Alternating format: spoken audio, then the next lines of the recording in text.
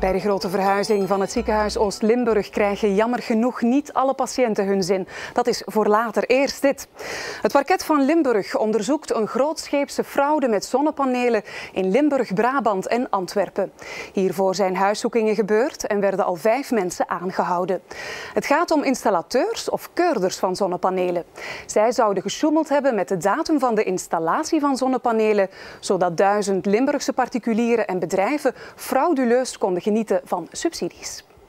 Er is in Vlaanderen op grote schaal gesjoemeld met de datum van ingebruikname van zonnepanelen, zodat huiseigenaars subsidies konden binnenrijven waar ze geen recht op hadden. In Limburg alleen gaat het om 1000 installaties bij particulieren of bedrijven. Het gaat om een grootschalige fraude met groenstroomcertificaten. Dit betekent eigenlijk dat er een aantal installaties geplaatst zijn, fotovoltaïsche installaties, waarbij men geknoeid heeft met de datum van het keuringsverslag om al dus een hogere uitkering van de subsidie te bekomen. Tot voor kort konden huiseigenaars die zonnepanelen op hun dak lieten zetten genieten van een forse subsidie voor zogenoemde groene stroomcertificaten.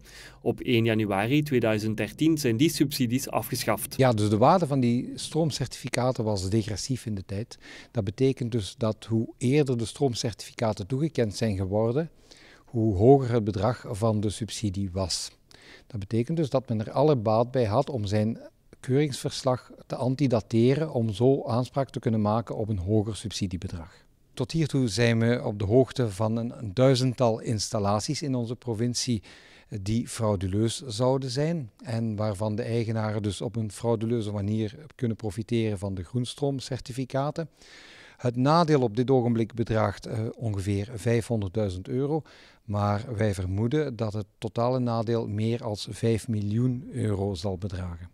Volgens het parket volgen er nog huiszoekingen en zullen er zonnepanelen in beslag worden genomen. We zijn van oordeel dus dat mensen die dus kennis hebben van hun eigen fraude zich zo spoedig mogelijk eigenlijk vrijwillig zouden aangeven, omdat natuurlijk het onderzoek zal dergelijke proporties aannemen, dat we uiteindelijk toch wel zullen achterhalen wie fraude heeft gepleegd. En wij zullen verplicht zijn om al dan nog vervolging in te stellen tegen de daders of mededaders van de fraude.